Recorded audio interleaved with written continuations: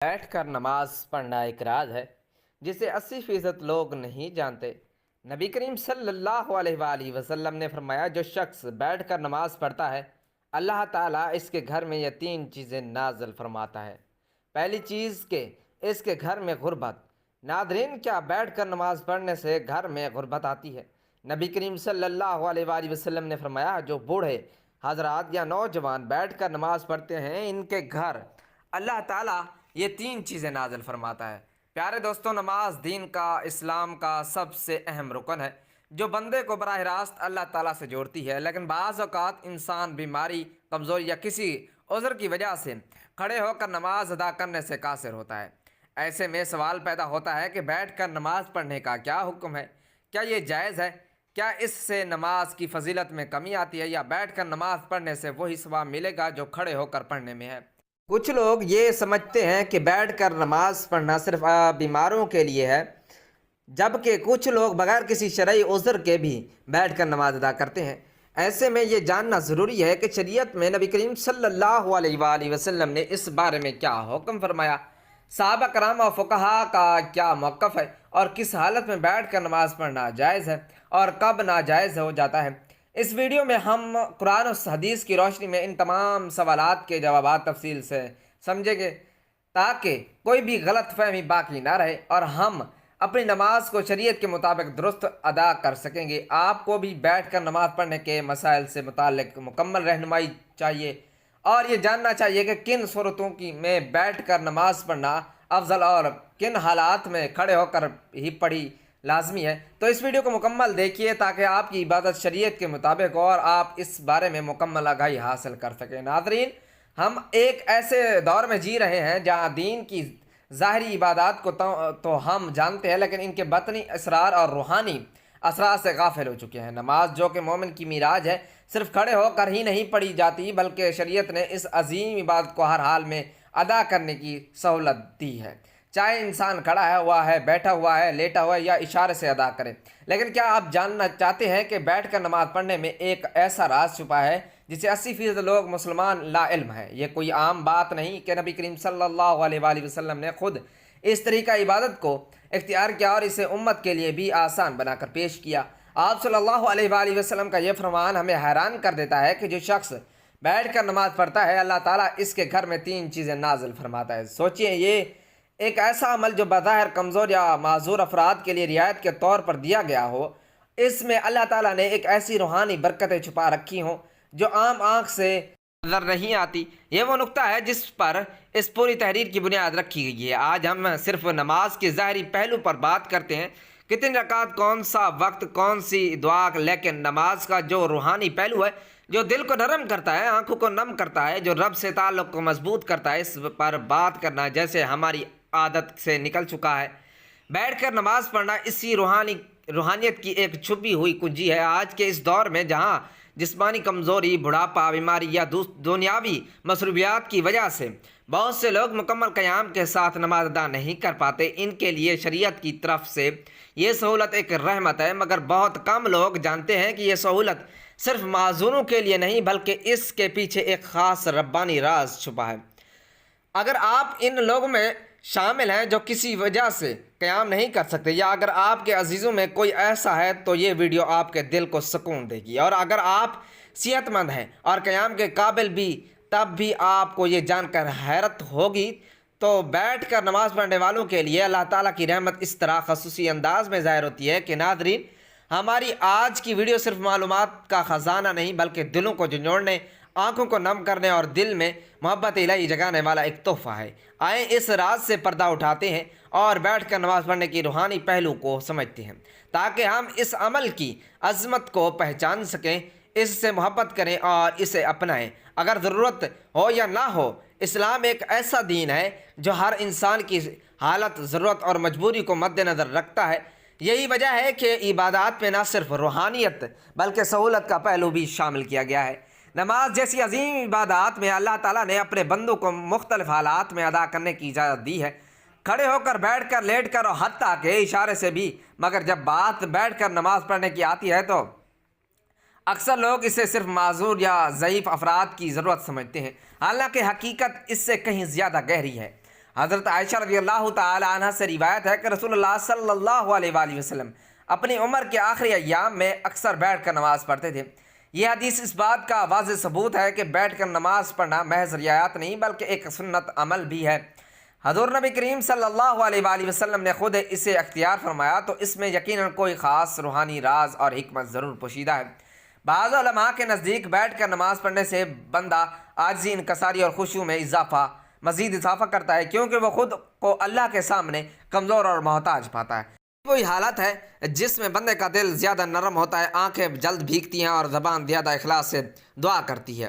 یہی وجہ ہے کہ بعض صوفیاء کرام اور اولیاء اللہ اپنی حالت صحت کی باوجود بھی بیٹھ کر نماز ادا کرتے تاکہ خشوع اور خضوع کا وہ درجہ حاصل ہو جس کی طلب حقیقی عبادت گزار کو ہوتی ہے۔ یہ روایات اہل ایمان کے لیے نہایت خوشخبری ہے کہ جو شخص کسی مجبوری یا بیماری، کمزوری یا خشوع کی نیت سے بیٹھ کر نماز ادا کرتا ہے، اللہ تعالیٰ اس کے گھر کو 3 عظیم انعامات سے نوازتا ہے۔ یہ صرف دعویٰ نہیں بلکہ نبی کریم صلی اللہ علیہ وآلہ وسلم کی مبارک زبان سے نکلا ہوا وہ فرمان ہے جس پر ہر مسلمان کو مکمل یقین ہونا چاہیے۔ نبی کریم صلی اللہ علیہ وآلہ وسلم نے فرمایا، جو شخص بیٹھ کر نماز پڑھتا ہے اللہ تعالیٰ اس کے گھر میں 3 چیزیں نازل فرماتا ہے۔ نمبر 1 غربت کو دور کر دیتا ہے، نمبر 2 بیماری کو دور کر دیتا ہے، نمبر 3 اور اللہ اور گھر میں سکون اور رحمت نازل فرماتا ہے۔ یہ الفاظ گو کہ سادہ ہیں مگر ان میں جو روحانیت خزانہ چھپا ہے وہ بے حد قیمتی ہے، اور ان 3 انعامات پر غور کیا جائے تو اندازہ ہو جاتا ہے کہ یہ انسان کی زندگی کے سب سے بڑے مسائل کا حل ہے۔ غربت نہ صرف مالی کمی کو کہتے ہیں بلکہ زندگی کی ہر تنگی، ہر محرومی اور ہر بیکار پن بھی در حقیقت غربت ہی کی مختلف صورتیں ہیں۔ جو شخص بیٹھ کر خشوع سے نماز ادا کرتے ہیں اللہ تعالیٰ اس کے رزق میں برکت پیدا کرتا ہے۔ یہ برکت صرف مال کی زیادتی میں نہیں بلکہ اس کی حفاظت، کفایت اور پاکیزگی میں بھی ہوتی ہے۔ ایسے گھروں میں رزق کم ہو تب بھی برکت سے کافی ہوتا ہے اور کبھی بھی بھوک، سوال یا ذلت کی نوبت نہیں آتی۔ بعض لوگ جسمانی کمزوری یا دائمی بیماری کی حالت میں قیام نہیں کر سکتے۔ ان کے دل میں یہ خیال آتا ہے کہ شاید ان کی عبادت ناقص ہے یا اللہ کو کم پسند ہے، حالانکہ حقیقت اس کے برعکس ہے۔ بیٹھ کر نماز پڑھنا ایسے بندوں کے لیے اللہ کی رحمت ہے اور اسی عبادت کے ذریعے اللہ تعالیٰ ان کے جسمانی اور روحانی امراض کو دور فرما دیتا ہے۔ جس گھر میں ایسا بندہ ہو اس گھر پر بھی شفا کی تجلیات اترتی ہیں اور اہل خانہ کو بھی اس عبادت کا فائدہ پہنچتا ہے۔ آج کا انسان سب کچھ ہونے کے باوجود بے سکون ہے، دنیاوی آسائشیں، دولت، شہرت، ہر چیز کے باوجود دل خالی ہے، لیکن جہاں بیٹھ کر نماز ادا کی جاتی ہے اللہ تعالیٰ وہاں سکون، رحمت اور محبت کے فرشتوں کو نازل فرماتا ہے۔ ایسے گھروں میں روحانی ماحول پیدا ہوتا ہے جہاں دلوں کو سکون ملتا ہے، بچے صالح بنتے ہیں اور زبانوں پر نرمی اور ذکر الہی جاری رہتا ہے۔ ان 3 نعمتوں کو مخصوص الفاظ پر سمجھا جائے، یہ در حقیقت ایک گھر کے دنیا و آخرت دونوں کی کامیابی کی بنیاد ہے۔ وہ گھر جہاں بیٹھ کر نماز پڑھی جاتی ہے وہ جنت کے سائے میں آ جاتی ہے۔ ناظرین، اللہ تعالیٰ نے نماز کو بندے کے لیے ایک عبادت اور اس کے ساتھ تعلق مضبوط کرنے کا ذریعہ بنایا ہے۔ یہ روحانی سکون، برائیوں سے بچاؤ، نظم و ضبط اور آخرت میں کامیابی کا سبب بنتا ہے۔ نماز دل کو سکون دیتی ہے، گناہوں کی معافی کا ذریعہ بنتی ہے اور انسان کو اللہ تعالیٰ کی یاد میں رکھتی ہے تاکہ وہ برے کاموں سے دور رہے۔ نماز شکر گزاری کا بہترین طریقہ ہے کیونکہ اللہ تعالیٰ نے ہمیں بے شمار نعمتیں دی ہیں اور نماز کے بذریعے ہم اس کا شکر ادا کرتے ہیں۔ یہ انسان میں عاجزی اور انکساری پیدا کرتی ہے کیونکہ وہ اللہ تعالیٰ کے سامنے جھک کر اپنے کمزوری کا اعتراف کرتا ہے، اور یہ قبولیت کا ذریعہ بھی ہے کیونکہ ہر نماز کے بعد رب تعالیٰ سے مانگنے کا بہتر وقت ہوتا ہے۔ نماز جسمانی صحت کے لیے بھی فائدہ مند ہے کیونکہ اس کے مختلف ارکان جیسا کہ رکوع اور سجدہ جسم کو متحرک رکھتے ہیں اور جسمانی نظام کو درست رکھنے میں مدد دیتے ہیں۔ نماز اللہ تعالیٰ سبحانہ و تعالیٰ کے قرب کا ذریعہ ہے کیونکہ جب بندہ سجدے میں جاتا ہے تو وہ اپنے رب کے سب سے زیادہ قریب ہوتا ہے۔ یہ دنیاوی پریشانیوں اور غموں سے نجات دلاتی ہے کیونکہ جب بندہ اللہ تعالیٰ کے سامنے کھڑا ہو کر اس سے بات کرتا ہے تو اس کے دل میں سکون اور اطمینان ملتا ہے۔ یہ صبر اور استقامت سکھاتی ہے کیونکہ نماز کے ذریعے بندہ ہر حال میں اللہ تعالیٰ پر بھروسہ رکھنا سیکھتا ہے۔ یہ وقت کی پابندی اور نظم و ضبط کی عادت ڈالتی ہے کیونکہ دن میں 5 وقت مخصوص اوقات پر نماز پڑھنے سے انسان میں نظم و ضبط پیدا ہوتا ہے۔ نماز اللہ کی رحمتوں اور برکتوں کو کھینچ لاتی ہے کیونکہ جو شخص نماز پڑھتا ہے اس پر اللہ تعالیٰ کی خاص رحمت اور حفاظت ہوتی ہے۔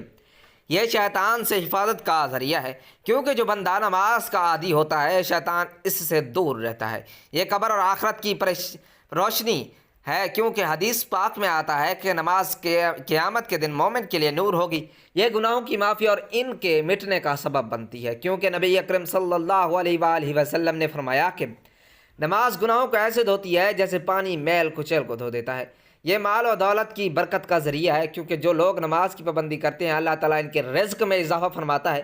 یہ معاشرتی برائیوں سے بچاتی ہے، کیونکہ جو شخص نماز پڑھتا ہے وہ چوری، جھوٹ، ظلم اور بے حیائی سے بچنے کی کوشش کرتا ہے، کیونکہ جو شخص نماز پڑھتا ہے اس کا دل اللہ تعالیٰ کی طرف سے صحیح فیصلے کرنے کے لیے روشن ہو جاتا ہے۔ یہ غربت اور تنگ دستی سے نجات کا ذریعہ بنتی ہے، کیونکہ جو لوگ نماز قائم کرتے ہیں اللہ سبحانہ و تعالیٰ ان کے رزق میں کشادگی فرماتا ہے۔ اللہ تعالیٰ کے عذاب سے حفاظت کا ذریعہ ہے، کیونکہ جو نماز کی پابندی کرتا ہے اللہ تعالیٰ اسے دنیا اور آخرت کے عذاب سے بچا لیتا ہے۔ یہ قبر کی وحشت اور اندھیرے سے نجات کا سبب بنتی ہے، کیونکہ حدیث پاک میں آتا ہے کہ نماز قبر میں روشنی بن کر آتی ہے۔ یہ دل کی سختی کو ختم کر کے انسان کو نرم مزاج اور دوسروں کے ساتھ حسن سلوک کرنے والا بناتی ہے۔